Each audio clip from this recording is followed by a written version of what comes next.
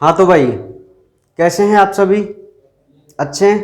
चलो, तो जैसा कि आपको पता ही है कि आपका चैप्टर नंबर जो 4 है वो कंप्लीट हो चुका है। ठीक है, तो आज हम उसका वन शॉट रिवाइज देखते हैं। ठीक है, तो थोड़ा इम्पोर्टेंट है, इंटरेस्टिंग है ना? तो इसको देखते हैं भाई एक बार। चलिए, तो सबसे पहले मैं आपको बता दूं कि हमने अपने इस चैप्टर नंबर 4 में जो स्टार्टिंग की है वो सबसे पहले एक जनन स्वास्थ्य। ठीक है, जो इस चैप्टर का नाम है जनन स्वास्थ्य, जिसको आप रिप्रोडक्टिव हेल्थ के नाम से जानते हैं। ठीक है, तो सबसे पहले तो आपको पता होना चाहिए कि व्हाट इज रिप्रोडक्टिव हेल्थ। आखिर ये रिप्रोडक्टिव हेल्थ है क्या चीज? ठीक है, जनन स्वास्थ्य होता क्या है? तो मैं आपको बता दूं, एक बहुत ही नॉर्मल सी डेफिनेशन होती है।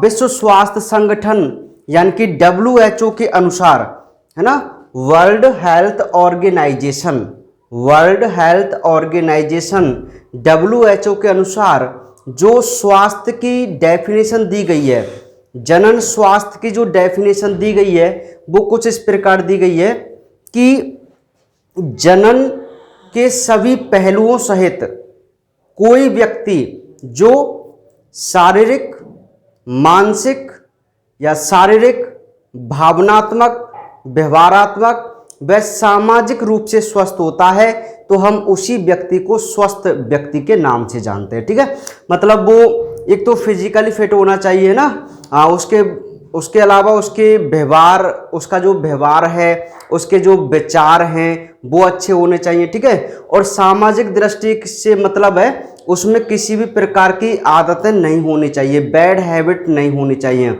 जैसे ड्रिंकिंग करना है, गुटखा तम्बाकू खाना है ना, गाली गलौज करना है ना, ऐसे तो ये सारी बातें उसके अंदर नहीं होनी चाहिए। तब जो WHO है उस व्यक्ति को एक स्वस्थ व्यक्ति के नाम से जान सकता है। ठीक है, हाँ ठीक है, तो आप देख लेना कि आप स्वस्थ हैं कि नहीं। मैं तो बिल्कुल स्वस्थ हूँ भाई। ठीक है, बिल्कुल WHO के अनुसार भी पूरा हेल्दी हूँ। चलिए, तो ये तो WHO के अनुसार, अरे यार क्या हो गया, ये तो डेफिनेशन हो गई WHO के अनुसार। अब उसके बाद हमने यहां पर कुछ पॉइंट के बारे में बात की थी और वो था परिवार नियोजन, जिसको आप फैलोपियन नलिका के नाम से जानते हैं।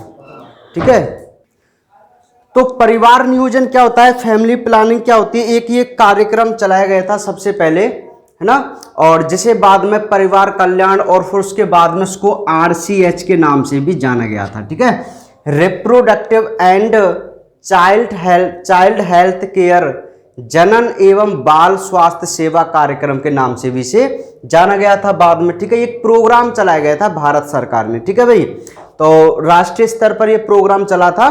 तो इस प्रोग्राम में क्या होता है, इसको और प्रभावी बनाने के लिए, अब जैसे यह पॉइंट आपको थोड़े याद करने पड़ेंगे ना, कि इस RCH को अधिक प्रभावी बनाने के लिए कुछ प्रयास किए गए, जैसे इसे अखबार, पर्चे, पोस्टर आदि के द्वारा इसका प्रचार प्रसार करवाया गया है ना, कठपुतली नृत्य द्वारा इसका प्रचार प्रसार किया जाने लगा। समझ पा रहे हैं? और आपके सिलेबस में अध्याय के रूप में से शामिल करके ऐसे प्रचार प्रसार इसका किया गया है। ठीक है, तो ऐसे कुछ प्रयास इसमें किए जा रहे थे इसको और ज़्यादा प्रभावी बनाने के लिए ना। और इसमें लोगों को आपको जो बातें सिखाई जाती हैं इस प्रोग्राम के अंतर्गत, वो बातें जैसे आपको पता ही है कि भाई लड़के और लड़कियों में प्यूबर्टी के दौरान क्या चेंजमेंट होते हैं, ये सारी बातें यहाँ बताई जाती हैं। ठीक है, गर्भवती माँ की देखभाल कैसे करें, उसके बच्चे, उसका खान पान क्या होना चाहिए ना, गर्भ निरोधकों का क्या उपयोगिता होती है ना, ऐसी सारी बातें, असुरक्षित यौन संबंध स्थापित करें ना, तो ऐसी सारी बातें इस कार्यक्रम के अंतर्गत सिखाई जाती हैं। ठीक है, तो ये नॉर्मल सी यहाँ पे थोड़े बहुत पॉइंट थे। इसके अलावा यहाँ जैसे कुछ वैज्ञानिक उपलब्धियों को भी इसमें सम्मिलित किया गया है। अब 2-3 पॉइंट है वो आप देख लेना ना, जन जन तक चिकित्सा सेंटर खोले गए, गर्भ निरोधक का उपयोग करवाया गया ना, ऐसे। तो ये भाई छोटे छोटे से पॉइंट थे जो आपको थोड़े से याद करने हैं। अब उसके बाद हम मोस्ट वन अपने टॉपिक पे आ जाते हैं और उस टॉपिक का नाम है गर्भ निरोधक। गर्भ निरोधक जिसको हम कॉन्ट्रासेप्शंस के नाम से जानते हैं। किस नाम से जानते हैं? कॉन्ट्रासेप्शंस के नाम से जानते हैं, ठीक है, गर्भ निरोधक। अब ये जो गर्भ निरोधक है ये कई प्रकार की, ये कई कैटेगरियों में इसको डिवाइड किया गया था। सबसे पहले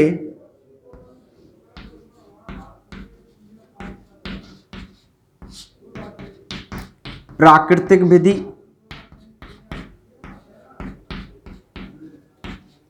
दूसरी है रोधक, थर्ड है आईयूडी, 4 है गोलियां और नंबर 5 है शल्य क्रिया विधियां। ठीक है भाई, तो ये 5 हमारे कॉन्ट्रासेप्शंस हैं जो हमारे लिए बताए गए। एक एक कॉन्ट्रासेप्शंस के बारे में हम डिटेल से जानेंगे, ठीक है भाई। तो सबसे पहले है प्राकृतिक विधि, जिसे आप नेचुरल मेथड के नाम से जानते हैं। प्राकृतिक विधि को भी 3 भागों में बांटा गया है। सबसे पहला है आवधिक संयम, दूसरा है अंतरित मैथुन और थर्ड है स्तनपान अनार्तव। ठीक है, तो जो प्राकृतिक विधि है, प्राकृतिक विधि मतलब हम कॉन्ट्रासेप्शंस पढ़ रहे हैं, हम गर्भ निरोधक पढ़ के चल रहे हैं कि एक गर्भ निरोधक युक्ति क्या क्या हो सकती हैं। तो हमने गर्भ निरोधक को 5 कैटेगरी में डिवाइड किया है। सबसे पहले प्राकृतिक विधि, दूसरा रोधक विधि, तीसरा आईयूडी, चौथा गोलियां और 5वां शल्य क्रिया विधियां। ठीक है, इसके अलावा इसमें एक अंतर रूप भी है, वो भी आपको देख लेना है ना, ज़्यादा इम्पोर्टेंट नहीं है हालांकि वो, पर यहाँ से क्वेश्चन आता है वो हम देख लेंगे ना। अंतर रूप है ना, इम्प्लांट जिसको भी बोलते हैं। तो सुनिए, जो सबसे पहले ये प्राकृतिक विधि हो गई। तो प्राकृतिक विधि जो है, प्राकृतिक विधि को हमने 3 भागों में डिवाइड किया है। प्राकृतिक विधि को कितने भागों में डिवाइड किया है? 3 भागों में।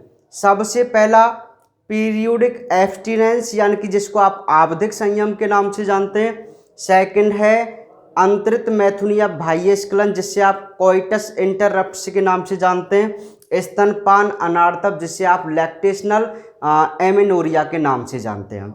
तो ये प्राकृतिक विधि में 3 आती हैं भाई। सबसे पहले इनके बारे में बात करते हैं।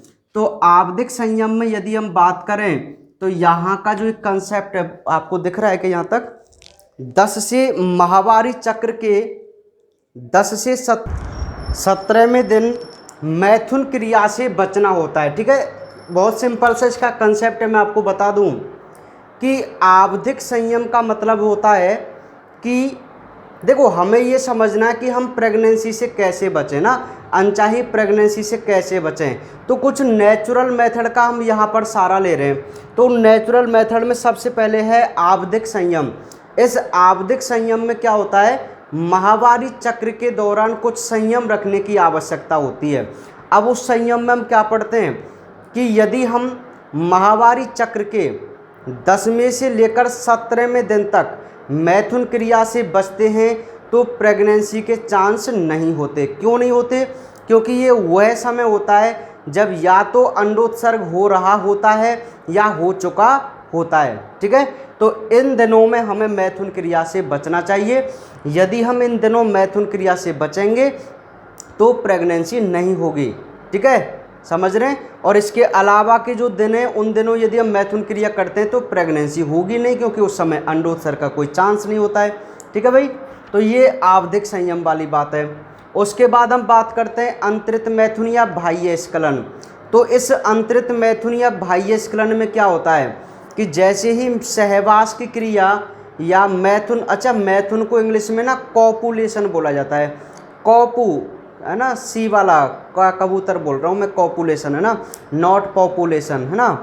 तो मैथुन क्रिया जो है जिसे हम कॉपुलेशन के नाम से जानते हैं, जब कॉपुलेशन की क्रिया होती है तो जस्ट एजेकुलेशन से पहले, मतलब एक जब भी मैथुन क्रिया होती है तो वीर्य स्खलन का एक फिक्स समय आता है ना, तो उस समय यदि हम लिंग को मादा योनि से बाहर निकाल लें, देखो मैं आपको बताऊं कि जो वीर्य होता है, वीर्य स्खलन होता है, वो मादा योनि के अंदर होता है, ठीक है। यदि हम वीर्य स्खलन से पहले लिंग को मादा योनि से बाहर निकाल लेंगे ना, तो जो वीर्य होता है वो बाहर निकल जाता है, ठीक है, तो मादा योनि में नहीं जाता है, और जब वो मादा योनि में वीर्य नहीं जाएगा तो प्रेगनेंसी का कोई चांस ही नहीं है, ठीक है। तो ये भी एक नेचुरल मेथड है, अंतरित मैथुन। एक है स्तनपान अनार्तव। ये स्तनपान अनार्तव क्या कहता है कि जब कोई महिला अपने बच्चे को केवल दूध पिलाती है, स्तनपान कराती है, मतलब 4 से 6 महीने तक, मतलब डिलीवरी के 4 से 6 महीने तक एक जो शिशु होता है वो केवल माँ का दूध पीता है, तो उस समय ऐसा माना जाता है कि प्रोलैक्टिन हार्मोन के उच्च स्तर की वजह से जो हमारे अन्य हार्मोन्स हैं, एस्ट्रोजन, प्रोजेस्टेरोन, FSH, LH वगैरह, ये ज़्यादा मात्रा में अपने उच्च स्तर पर नहीं होते हैं, तो उस समय रजचक्र और ओवुलेशन की जो क्रिया है वो इस समय तक के लिए क्या है, रुक जाती है, ठीक है, इस समय तक के लिए वो रुक जाती है। तो यदि हम इन दिनों में मैथुन क्रिया करते हैं तो प्रेगनेंसी के बहुत कम चांस रहते हैं। मैं आपको एक बात बता दूं, इनका 100% रिजल्ट नहीं है। 100% रिजल्ट का मतलब है कि ये बिल्कुल फिक्स नहीं है कि होगा ही नहीं, है ना। कई बार क्या होता है कि डिलीवरी के 2-3 महीने बाद आपने देखा होगा कि कुछ 2 बच्चों के भीतर 10 महीने या 11 महीने का ही अंतराल रह जाता है, जबकि इसके हिसाब से क्या है, यदि 6 महीने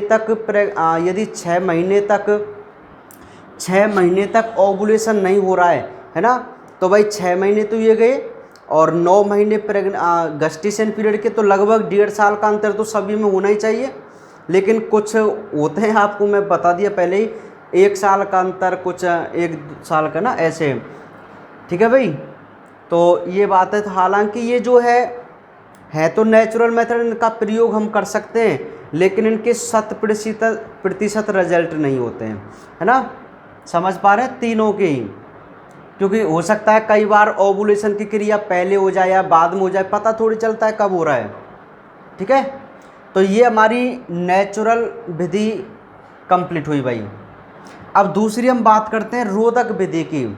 तो रोधक विधि जिसे हम बैरियर बोलते हैं, इस बैरियर विधि में मोस्टली 2 काम होते हैं भाई, एक तो कंडोम और एक डायाफ्राम, ग्रीवा टोपी और वोल्ट, है ना। ये 2 कैटेगरी में हमने रोधक को बांटा है। इस रोधक में क्या होता है कि इस प्रकार के मेथड में कोई फिजिकल बैरियर का हम प्रयोग करते हैं ना, जो शुक्राणु व अंडाणु के मिलन को रोकने का कार्य करते हैं। केवल जो शुक्राणु होते हैं ना, उसको अंडाणु तक नहीं पहुंचने देते हैं। तो सबसे पहला है कंडोम। कंडोम का जो प्रचलन में नाम है, वो एक प्रचलन नाम जो मार्केट में अवेलेबल, जिसे हम निरोध के नाम से जानते हैं। कंडोम जो होता है वर्तमान में महिला व पुरुष दोनों के लिए अवेलेबल है। और इसके लाभ क्या होते हैं कंडोम के? कंडोम का ये लाभ होता है, एक तो ये इतने पतले रबर के बने होते हैं कि काम इच्छा पर कोई प्रभाव नहीं पड़ता है, ठीक है। और इससे जो लैंगिक संचारित रोग हैं उनके होने के भी कम खतरा हो जाता है, मतलब वो STD रोग भी नहीं होते हैं।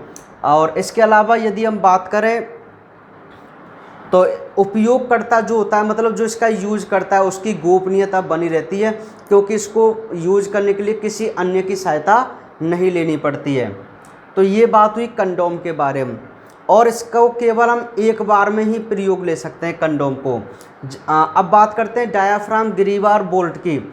ये अन्य मेथड हैं जो केवल महिलाओं के द्वारा यूज में लिए जाते हैं, है ना। और इन्हें गर्भाशय ग्रीवा में लगा दिया जाता है। ग्रीवा मैंने आपको बताया था, जो गर्भाशय होता है ना, तो जहाँ यूनि स्टार्ट होती है तो योनि और गर्भाशय के बीच का जो पार्ट है, थोड़ा सकरा पार्ट, उसे हम गर्भाशय ग्रीवा या सर्विक्स के नाम से जानते हैं ना। तो वहाँ पर इनको हम लगा देते हैं और इनका ये यूज होता है, इनका एक बेनिफिट होता है कि इन्हें हम बार बार यूज कर सकते हैं साफ़ करके। जैसे एक बार यूज ले लिया, इसको साफ़ कीजिए, फिर दोबारा यूज ले सकते हैं। लेकिन दोबारा यूज करने से पहले क्या किया जाता है, इसमें शुक्राणुनाशक, फोम, जेली आदि क्रीम लगाई जाती हैं ताकि कोई भी चांस नहीं रहे प्रेगनेंसी का। समझ रहे हैं? तो ये हमारी रोधक विधि है। और वर्तमान में जो महिला कंडोम है वो उसे फेमिडोम के नाम से जानते हैं। किस नाम से जानते हैं? फेमिडोम। तो ये हुआ रोधक। अब हम नेक्स्ट बात करते हैं अपनी आईयूडी के बारे में। आईयूडी तो भाई बहुत इम्पोर्टेंट है, इनको मैं एक बार मिटा देता हूँ, नीचे इनके बारे में लिखूँगा अभी। आईयूडी तो बहुत इम्पोर्टेंट है, जिसे आप इंट्रा यूटेराइन डिवाइस के नाम से भी जानते हैं, इंट्रा यूटेराइन डिवाइस के नाम से भी जानते हैं। तो ये जो आईयूडी है वो भी 3 प्रकार की होती है भाई। ये जो आईयूडी है वो भी 3 प्रकार की हैं आईयूडी। कौन कौन सी? सबसे पहली है, थोड़ा सा बड़ा लिख देता हूँ,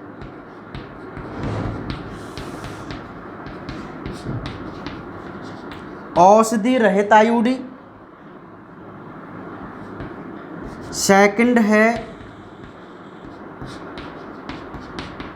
तांबा मोचक आईयूडी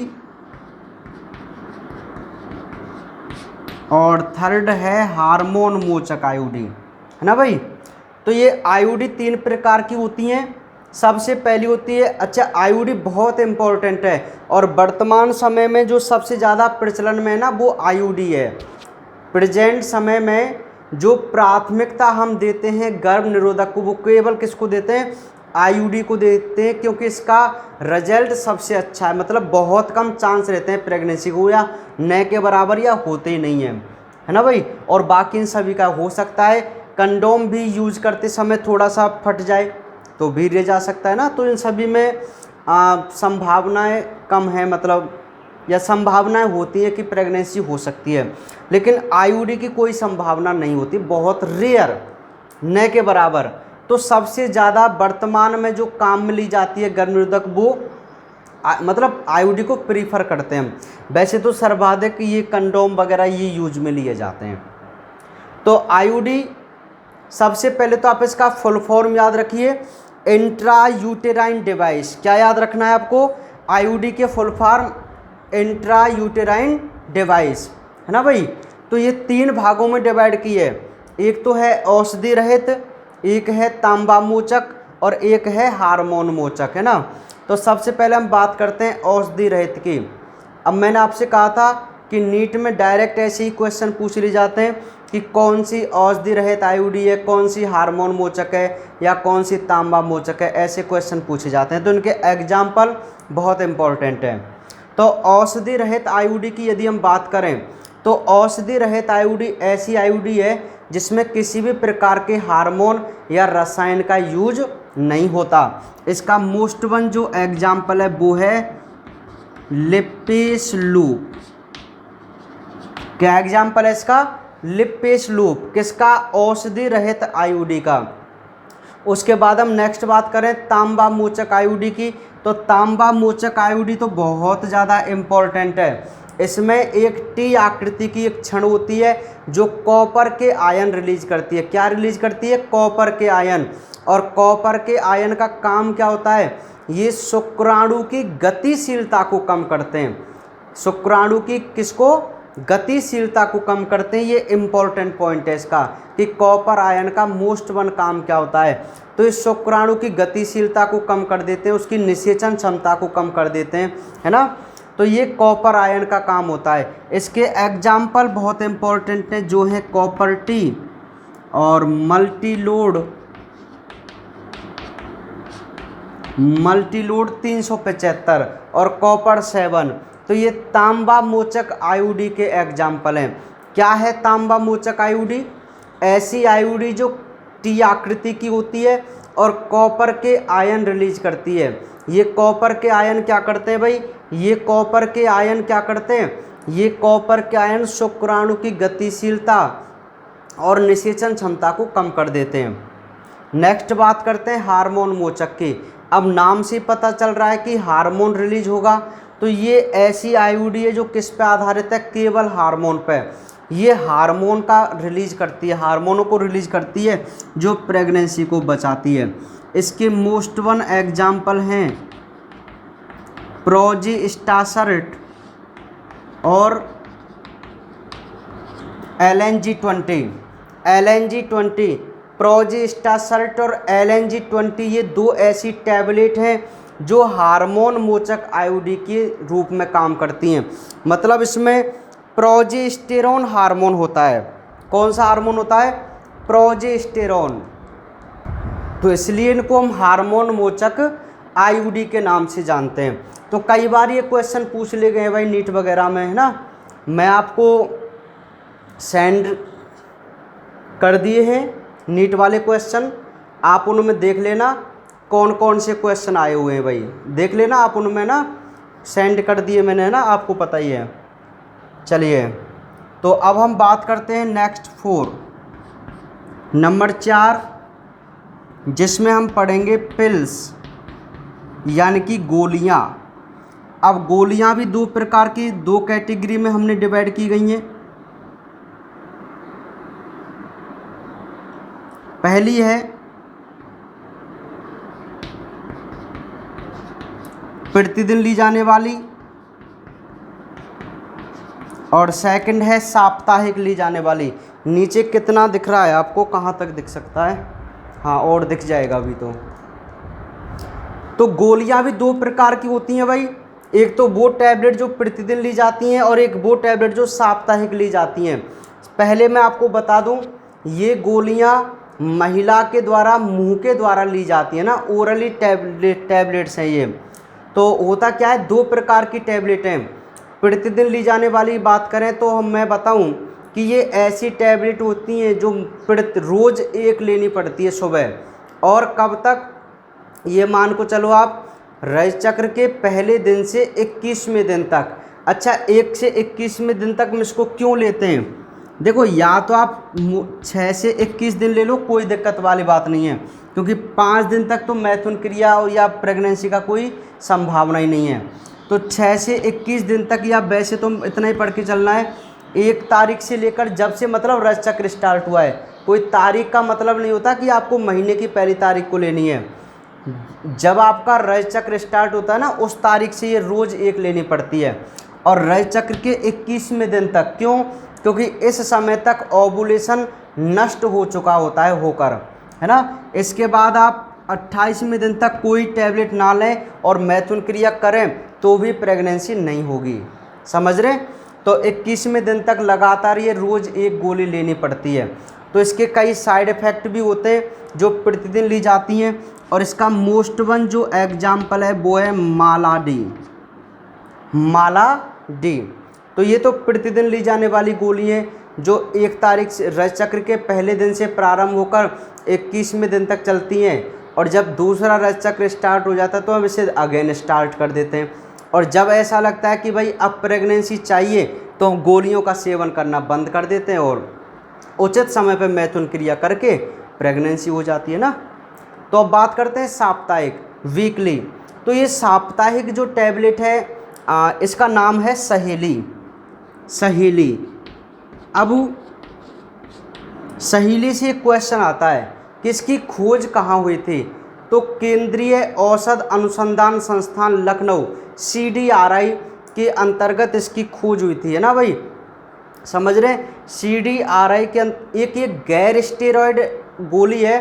गैर स्टेरॉयड का मतलब है इसका कोई भी साइड इफेक्ट नहीं है, इसका कोई भी दुष्प्रभाव नहीं है, इसलिए हम इसको गैर स्टेरॉयड के नाम से जानते हैं। स्टेरॉयड हमारी बॉडी के अंदर बनने वाले हार्मोन होते हैं भाई, जैसे कॉर्टिकोस्टेरॉयड है, ग्लूकोकॉर्टिकोस्टेरॉयड है, एस्ट्रोजन, प्रोजेस्टेरोन, ये सभी स्टेरॉयड हार्मोन होते हैं ना।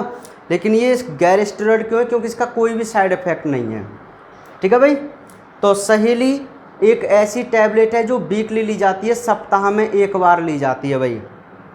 और इसका कोई भी साइड इफ़ेक्ट नहीं है, या मतलब साइड इफ़ेक्ट बहुत कम है। तो ये हमारी गोलियां हुई।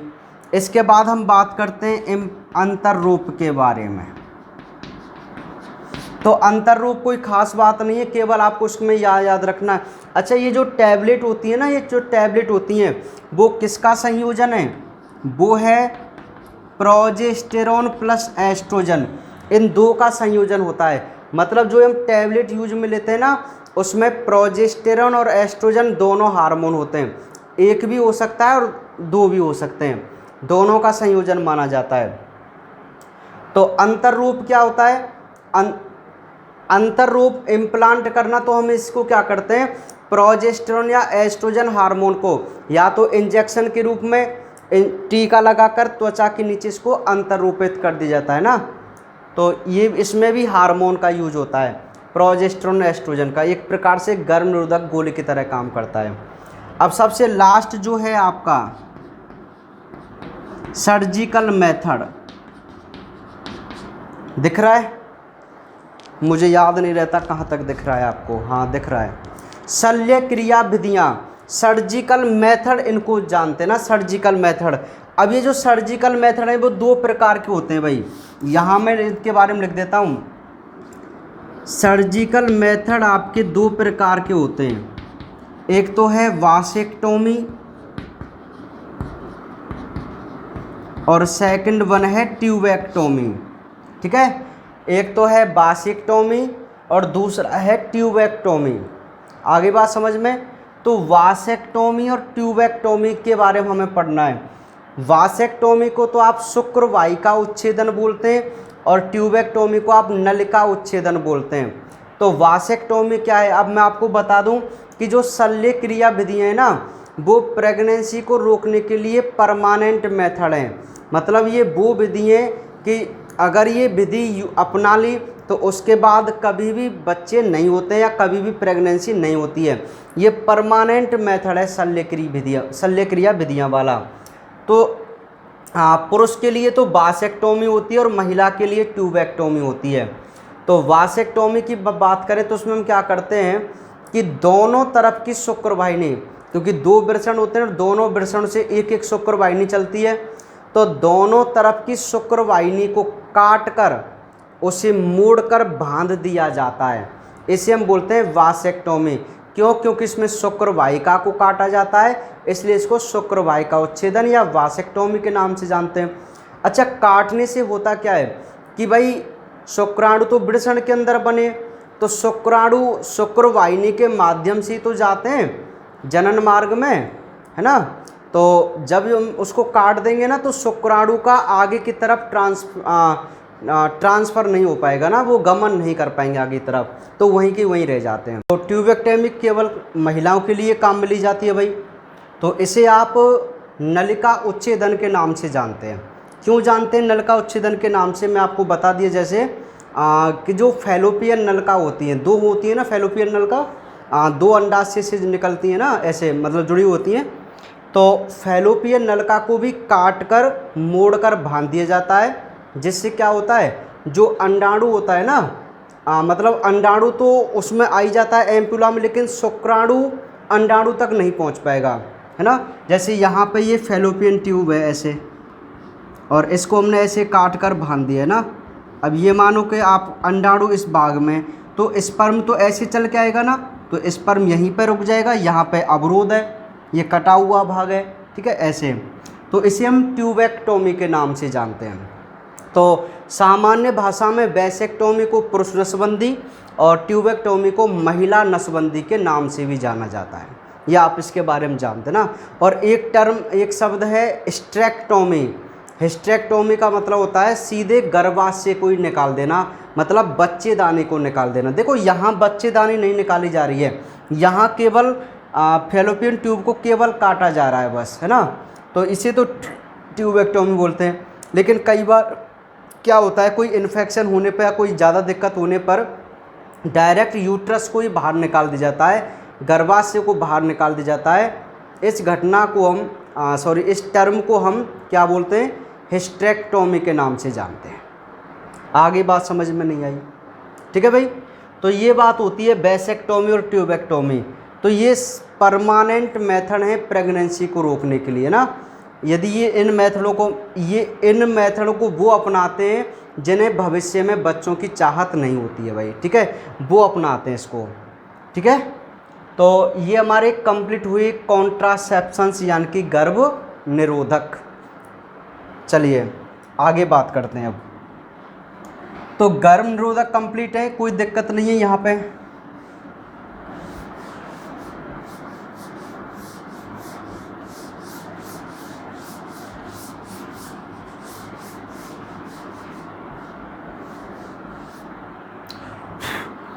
गर्भ निरोधक के बाद हम बात करते हैं नेक्स्ट टॉपिक, सगर्भता का चिकित्सीय समापन। सगर्भता का चिकित्सीय समापन, जिसे आप शॉर्ट में MTP यानी कि मेडिकल टर्मिनेशन ऑफ प्रेगनेंसी के नाम से भी जानते हैं ना। मेडिकल टर्मिनेशन ऑफ प्रेगनेंसी के नाम से भी इसे जाना जाता है, MTP। तो सबसे पहले तो आप MTP की फुल फॉर्म याद रखिए कि MTP का फुल फॉर्म क्या है, मेडिकल टर्मिनेशन ऑफ प्रेगनेंसी होता है, सगर्भता का चिकित्सीय समापन। क्लियर। चलिए तो बात करते हैं भाई ये क्या होता है। इसकी डेफिनेशन कुछ इस प्रकार होती है कि गर्भावस्था के कंप्लीट होने से पहले ही, गर्भावस्था के कंप्लीट होने से पहले ही जो दंपत्ति होते हैं, दंपत्ति जो होते हैं उनकी स्वेच्छा से गर्भ को गर्भपात करा देना या गर्भ को नष्ट करने की प्रक्रिया को आप क्या बोलते हैं, MTP, ठीक है।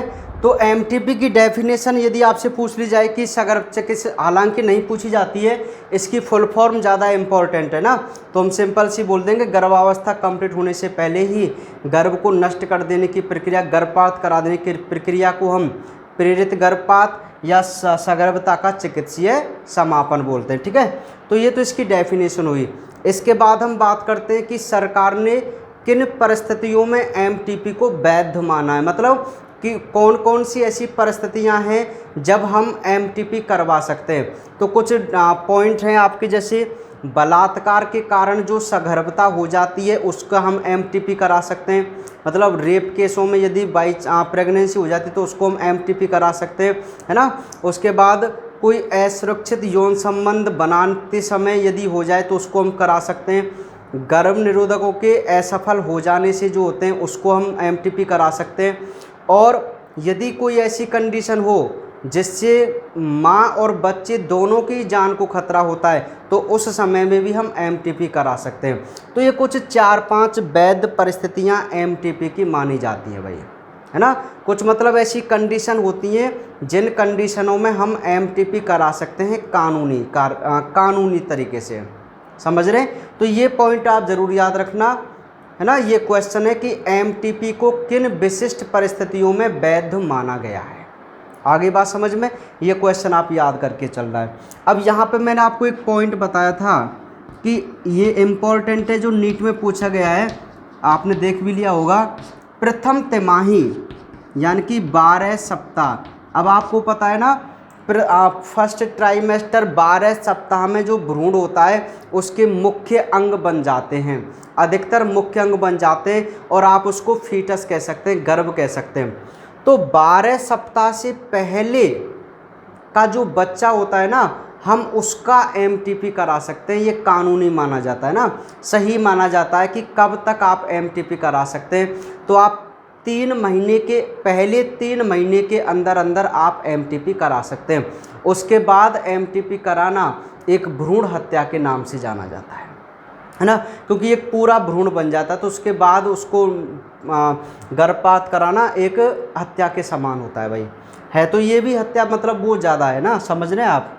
तो साइंस के अकॉर्डिंग या सरकार के अकॉर्डिंग फर्स्ट ट्राइमेस्टर या 12 सप्ताह के अंदर अंदर हम MTP करा सकते हैं, ठीक है। तो ये हमारे एक बहुत छोटा सा टॉपिक था जिसे हम MTP medical termination of pregnancy के नाम से जानते हैं। तो ये अच्छा टॉपिक है भाई, 2 नंबर का क्वेश्चन यहाँ से पूछा जा सकता है। क्यों वैसे तो यहाँ से जो संभावनाएं होती हैं क्योंकि ये चैप्टर 2 नंबर का है तो एक एक नंबर के 2 शॉर्ट क्वेश्चन यहाँ से आने की ज़्यादा संभावना रहती है ना। फिर भी बाई चांस यदि आपसे पूछ ले 2 नंबर का तो यह क्वेश्चन की संभावनाएं बन जाती हैं भाई कि किन परिस्थितियों में इसे वैध माना है। ठीक है, चलिए अब इसके बाद हमारा लास्ट टॉपिक जिसे हम बोलते हैं वंध्यता, स्टरलिटी। स्टरलिटी वंध्यता है ना, तो ये लास्ट टॉपिक है इस चैप्टर का, वंध्यता। ये वंध्यता है क्या चीज़ भाई? स्टरलिटी आप किसको बोलते हैं? वंध्यता बोलते हैं 2 वर्ष तक यदि कोई दंपत्ति, यदि कोई कपल्स 2 वर्ष तक मुक्त और असुरक्षित सहवास क्रिया करे उसके बाद भी गर्भाधान नहीं हो, मतलब वो चाहता है कि बच्चे हों, है ना, तो इसलिए वो किसी भी प्रकार का सुरक्षा यूज नहीं करता है, जैसे कोई भी गर्भ निरोधक है या ना ऐसे यूज नहीं करता है, और विदाउट सुरक्षा के मैथुन क्रिया करते हैं, है ना। 2 वर्ष तक मैथुन क्रिया हो रही है ना, लेकिन फिर भी क्या है, प्रेगनेंसी नहीं हो पा रही है, तब हम उस कंडीशन को स्टरलिटी या वंध्यता कह सकते हैं भाई ना। और एक शब्द होता है इनफर्टिलिटी, मतलब बांझपन, है ना, यही वो बांझपन है। जैसे अपने गांव में सुना होगा कि भाई ये बांझ है ना, मतलब जिनके कई ऐसे केस होते, हर गांव में ऐसे केस हैं जिनके बच्चे नहीं होते ना, समझ रहे हैं, तो वही हम घटना पढ़ रहे हैं भाई, स्टरलिटी वंध्यता, है ना। तो मुझे यहाँ से मिटाना पड़ेगा क्योंकि हम आगे यहाँ पे लिखेंगे।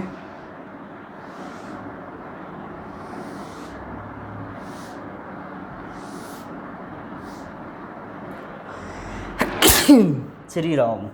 देखिए भाई, तो वंध्यता, स्टरलिटी। अब वंध्यता का ये टॉपिक तो आपको समझ में आ गया, मतलब डेफिनेशन तो आपको समझ में आ गई क्या होती है कि 2 वर्ष तक मुक्त व असुरक्षित सहवास करने के बाद भी प्रेगनेंसी नहीं हो, तब हम उस कंडीशन को क्या बोलते हैं, वंध्यता के नाम से जानते हैं ना। अब हम बात करते हैं भाई, एक विधि है जिसे हम सहायक जनन प्रौद्योगिकी के नाम से जानते हैं, शॉर्ट में बोलते हैं इसको art, assisted reproductive technology, assisted reproductive technology. अच्छा, इससे पहले जो टॉपिक है एसटीडी, सेक्सुअली ट्रांसमिटेड डिजीज, है ना, एसटीडी जो रोग है वो आपको खुद को याद करने भाई, उनके ना कारक वगैरह वो आपको याद करने हैं। तो सहायक जनन प्रौद्योगिकी, तो सहायक जनन प्रौद्योगिकी क्या है? आर्ट एक बहुत सारी विधियों का एक ग्रुप है, बहुत सारी ऐसी विधियां जो बंधे दंपत्ति को संतान प्राप्ति का सुख प्रदान करती हैं, उन सभी विधियों का जो ग्रुप होता है हम उसे आर्ट के नाम से जानते हैं या सहायक जनन प्रौद्योगिकी के नाम से जानते हैं। यदि जैसे आपसे एक बेसिक क्वेश्चन पूछा भी जाता है कि भाई आप बायोलॉजी छात्र होने के नाते, आप बायोलॉजी छात्र होने के नाते एक बंधे दंपत्ति को क्या सलाह देंगे, तो आप बोलेंगे कि हम बायोलॉजी छात्र होने के नाते हम बंधे दंपत्ति को आर्ट की सलाह देंगे। आर्ट में ये विधि जैसे टेस्ट ट्यूब भी 1-2 का जिक्र कर देंगे और फिर आप नोट लगा के वहाँ लिख भी देंगे कि मतलब वो अनाथ बच्चों को भी गोद ले सकते हैं, ऐसे ना, ऐसे हम सलाह देंगे उनको भाई। ठीक है, तो मोस्टली हम सहायक जनन प्रौद्योगिकी के बारे में उनको बता के चलेंगे। अब हमें ये देखना है कि व्हाट इज़ आर्ट, ये आर्ट क्या है या इसमें कौन कौन सी विधियाँ सम्मिलित की गई हैं। तो सबसे पहले मैं बात करूं तो हमारी एक विधि है जिसे हम बोलते हैं पात्रे निषेचन। ठीक है, सेकंड है जीवे निषेचन,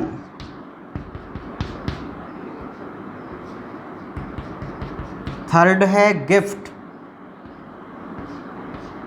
है ना, गिफ्ट। 4 है ICSI, अरे ये 4 मुझ पे बार बार है ना, और AI।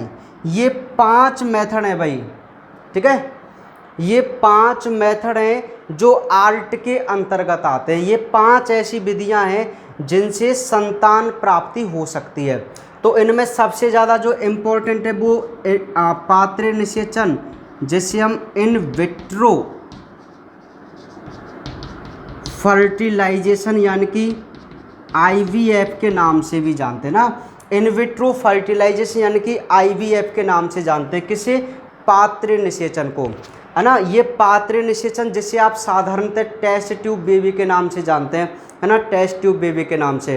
तो इसके बारे में थोड़ा सा हमें पढ़ते हुए चलना है कि मतलब ये ऐसी विधि होती है, IVF एक ऐसी विधि होती है जिसमें पत्नी के अंडाणु या दाता स्त्री के अंडाणु, पति या दाता पुरुष के शुक्राणु दोनों को कृत्रिम परिस्थिति में एक परख नली में या पात्र में निषेचन करवाया जाता है।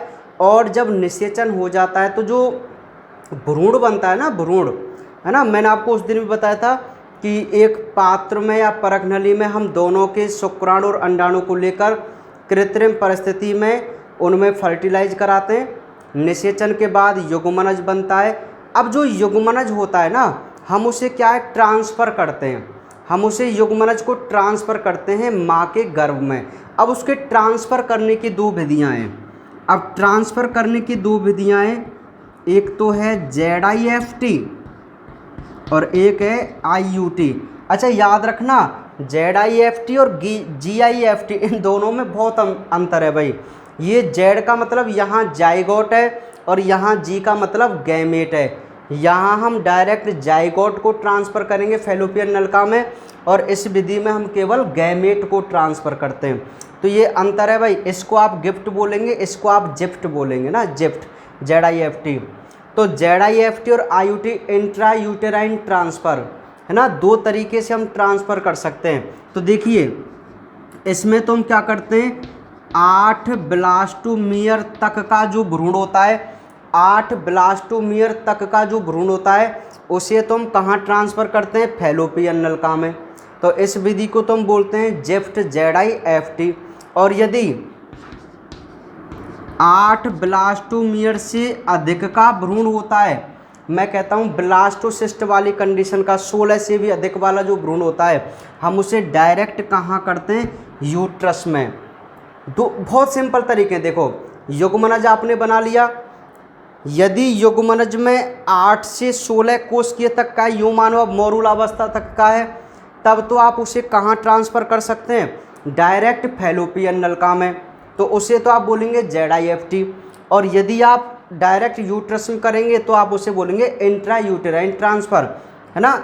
समझ में आ गई बात। तो यूट्रस में कौन से भ्रूण को, जिसमें कौन से, जो 8 ब्लास्टोमियर से अधिक का होता है, और उससे कम के को हम डायरेक्ट फैलोपियन नलिका में ट्रांसफ़र कर सकते हैं।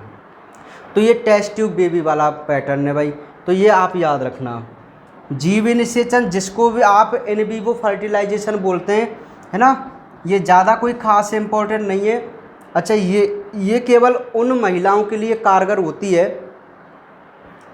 जीवे निषेचन उन महिलाओं के लिए कारगर है जिनमें अंडाणु तो बनते हैं लेकिन गर्भधारण की समस्या रहती है। मतलब प्रेगनेंसी नहीं हो पाती है लेकिन अंडाणु, या मैं कह सकता हूँ युग्मक तो बन जाते हैं, है ना, उनका निषेचन भी हो जाता है, लेकिन गर्भ ठहर नहीं पाता है, रुक नहीं पाता है यूट्रस में, यूट्रस में कोई कमी होती है। तो उन महिलाओं के लिए जीवे निषेचन काम आती है। हालांकि वो महिलाएं कभी मादा नहीं बन पाती खुद, लेकिन उनके अंडाणु को हम ले लेते हैं और किसी दूसरी मादा में ट्रांसफ़र कर देते हैं। तो उसी से एक और विधि बन गई GIFT, गिफ्ट, गैमेट इंट्राफैलोपियन ट्रांसफ़र। समझ में आ गई बात, है ना। तो इस गिफ्ट में हम क्या करते हैं, जो युग्मक होते हैं ना, केवल अंडाणु, युग्मक को एक ऐसी मादा जो युग्मक नहीं बना पाती लेकिन गर्भधारण के लिए सही रहती है। देखो दोनों में अंतर है। जीवे निषेचन में तो ऐसी महिला थी जो युग्मक बना सकती हैं, गर्भधारण नहीं कर सकती, और गिफ्ट में युग्मक नहीं बना सकती लेकिन गर्भधारण कर सकती हैं। तो दोनों का कॉम्बिनेशन हम क्या कर सकते हैं कि इन महिलाओं के अंडाणु लेंगे और इस महिला की फैलोपियन ट्यूब में उसे ट्रांसफ़र कर देंगे युग्मक को। अब जैसे युग्मक ट्रांसफ़र हो जाएगा फिर प्राकृतिक तरीके से उसमें निषेचन होगा और भ्रूण का रोपण हो जाएगा प्राकृतिक तरीके से। तो ऐसी मादाओं को हम हालांकि सैरोगेट मादा बोलते हैं। क्या बोलते हैं? सैरोगेट मादा। तो ये गिफ्ट भी भाई इम्पोर्टेंट प्रोसीजर होता है। उसके बाद इंट्रासाइटोप्लाज्मिक स्पर्म इंजेक्शन, ICSI, है ना। इसमें हम क्या करते हैं, कई बार जिन पुरुषों के शुक्राणु की गतिशीलता नहीं होती है या अंडाणु को भी भेद नहीं पाते, कोई कारणवश पहुंच भी गई लेकिन अंडाणु को नहीं भेद पाए, तो हम क्या करते हैं, कई बार अंडाणु के अंदर डायरेक्ट उसको इंजेक्ट कर देते हैं शुक्राणु को, है ना। तो इससे भी निषेचन हो जाता है। तो ये ICSI प्रोसीजर है। सबसे लास्ट AI आर्टिफिशियल इंसेमिनेशन, सबसे लास्ट प्रोसीजर है AI, जिसे आप आर्टिफिशियल इंसेमिनेशन के नाम से जानते हैं, यानी कि कृत्रिम वीर्यसेचन के नाम से जानते हैं। अच्छा, ये कृत्रिम गर्भाधान का नाम आपने सुना होगा। जैसे गाय भैंस कभी जब हीट में आती हैं तो जो डॉक्टर होते हैं वो ये सीमन उसमें रखते हैं ना, ऐसे एक नली सी होती है, उससे हम डालते हैं। तो वही प्रोसीजर कृत्रिम गर्भाधान है, आर्टिफिशियल इंसेमिनेशन है। शायद चैप्टर नंबर 2 में भी हमने बात की थी वीर्य बैंक के बारे में, है ना। द्रव नाइट्रोजन 196 नेगेटिव -196 डिग्री सेल्सियस पे इसको स्टोर किया जाता है स्पर्म को, है ना भाई। चलिए, तो AI जो है ये उन पुरुषों के लिए काम में ली जाती है जिन पुरुषों के या तो वीर्य में शुक्राणु ही नहीं होते या शुक्राणु बहुत कम होते हैं और या कमज़ोर होते हैं, ठीक है। तो ऐसे पुरुषों के लिए AI विधि काम में ली जाती है। तो जो उनकी पत्नी होती है ना, उनका अंडाणु लिया जाता है और किसी दूसरे पुरुष का वीर्य बैंक से वीर्य लेते हैं और फिर उसमें फर्टिलाइज कराते हैं। तो इस विधि को हम कृत्रिम वीर्यसेचन के नाम से जानते हैं भाई, है ना। या इसे IUI भी कह सकते हैं, है ना। इंट्रा यूटेराइन इंसेमिनेशन भी कह सकते हैं, अंतःगर्भाशय वीर्यसेचन के नाम से भी इसे जानते हैं, ठीक है भाई। तो ये बात आपको समझ में आई। तो ये आपकी पूरी प्रोसीजर है वंध्यता वाली घटना के। वंध्यता वाली जो घटना है उसके ये पूरे प्रोसीजर है भाई 5। पात्र निषेचन जो हमारे लिए सबसे इम्पोर्टेंट है, जीव निषेचन, इसको भी इन विवो फर्टिलाइजेशन, लेकिन IVF का फुल फॉर्म नहीं देगा। देखो, इसको भी इन विवो फर्टिलाइजेशन बोलते हैं, लेकिन IVF का फुल फॉर्म यदि आपसे पूछा जाए तो इन विट्रो फर्टिलाइजेशन ही माना जाता है ना। यदि ये दोनों ही दिए गए हों और किसी ऑप्शन में ऐसे दिया हुआ हो A और B दोनों, तब आपको वो करना पड़ेगा दोनों वाला। यदि दोनों दिए हुए हैं और तीसरे चौथे ऑप्शन में दोनों वाला नहीं दिया तो आपको इन विट्रो पर राइट आंसर करना है। इस चीज़ का भी याद रखना है भाई। तो बाकी ये प्रोसीजर सारे आपको समझ में आ गए, है ना। नॉर्मल से प्रोसीजर हैं। तो इसी के साथ आपका जो चैप्टर नंबर 4 है उसका 1 शॉट रिवाइज भी कंप्लीट हो गया है। बहुत ही छोटा सा ये चैप्टर है ना। और नीट वाले मैंने क्वेश्चन आपको भेज दिए हैं। और मैं बता दूं कि कल मैं आपको चैप्टर नंबर 5 के नोट्स सेंड करूंगा, और वो नोट्स आधे नोट्स हैं, हाफ नोट्स मतलब, है ना। और कुछ दिनों बाद 2-3-4 दिन बाद उसके पूरे नोट्स वाली PDF डाल दूंगा। तो फिलहाल आप ऐसे ही करना, पहले तो आज जो मैंने नीट के दिए उनको आप एक बार देखना कि क्वेश्चन किस प्रकार से आए। यदि कोई क्वेश्चन आपको समझ में नहीं आता है तो मेरे से व्हाट्सअप से या डायरेक्ट आप मुझसे पूछ सकते हैं कमेंट बॉक्स में ना, कि सर इसका ये आंसर कैसे हुआ है ना, समझ रहे हैं आप। और उसके अलावा जैसे मैं चैप्टर नंबर 5 के नोट्स सेंड करूँगा तो जहाँ तक मैं करूँगा आप वहाँ तक नोट कर लेना अपने सुविधा के अनुसार, है ना। उसके बाद जैसे वो और लिख जाएंगे तो आगे कर दे, क्योंकि थोड़ा टाइम लगता है इनको लिखने में ना, और टाइम कम मिलता है भैया, आपको बता दूं है। चलिए, तो कुछ बच्चे जो अभी बहुत पीछे चल रहे हैं, जैसा कुछ ने होमवर्क नहीं किया हुआ है, कुछ नहीं किया है, तो वे भाई डायरेक्ट स्किप करके डायरेक्ट 5वें चैप्टर से ही जुड़ जाना भाई। समझ रहे आप मेरी बात को? मेरा कहने का मतलब है वो 5वें चैप्टर से जुड़ जाना। यदि जो बच्चे ज़्यादा ही पीछे चल रहे हैं या कोई नया बच्चा जुड़ा हुआ है, जुड़ रहे हैं, तो वो डायरेक्ट चैप्टर नंबर 5 से स्टार्ट कर दो लिखना वगैरह, और वो ना ऐसे तरीके से, तो कोई दिक्कत नहीं है आपको इस चैप्टर नंबर 4 में, है ना। तो अब आपके चैप्टर 1, चैप्टर 2, चैप्टर 3 और चैप्टर 4 ये 4 पार्ट कंप्लीट हो चुके हैं भाई। है ना, बहुत ही छोटे छोटे से पार्ट है। और ये जो चारों की चारों पार्ट है ना, वो आपके लिए बोर्ड एग्जाम में कितने नंबर के हैं? 11 नंबर के, 11 के ना, समझ में आ गई बात? 11 नंबर के कुछ चैप्टर है भाई। ये फर्स्ट यूनिट आपकी कंप्लीट है, पहली यूनिट आपकी कंप्लीट है, 16 पार्ट हैं, 4 पार्ट हो चुके हैं, तो लगभग 25% सिलेबस आपका कंप्लीट हो गया है।